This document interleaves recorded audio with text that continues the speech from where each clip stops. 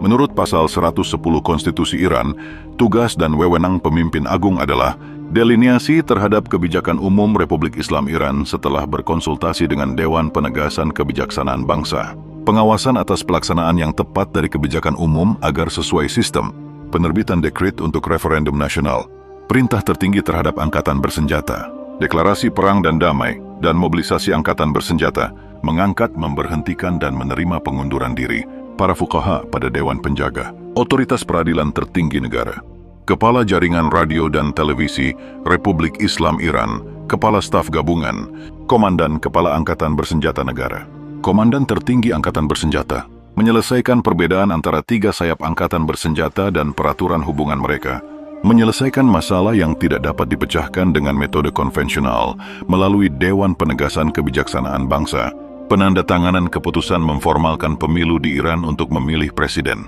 memberhentikan presiden dengan memperhatikan kepentingan negara setelah Mahkamah Agung menyatakan dia bersalah atas pelanggaran tugas konstitusionalnya atau setelah pemungutan suara pemakzulan oleh Majelis Permusyawaratan Islam, Parlemen, mengampuni atau mengurangi hukuman narapidana dalam kerangka kriteria Islam dengan rekomendasi yang berlaku dari Kepala Kehakiman. Pemimpin agung dapat mendelegasikan sebagian tugas dan wewenang kepada orang lain.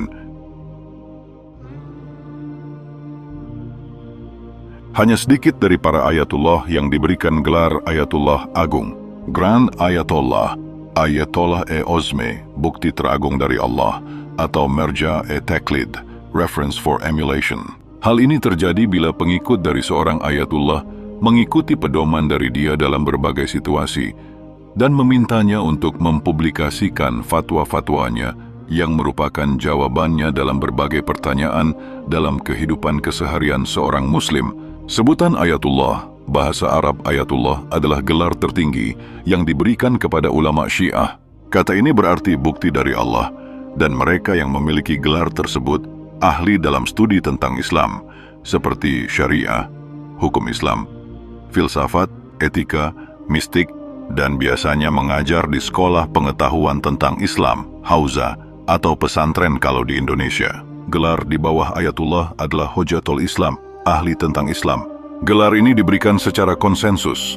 Seorang pelajar religius yang mendapatkan kehormatan dan kekaguman dari guru-gurunya untuk pengetahuan dan tingkah laku setelah menyelesaikan sekolah hauza.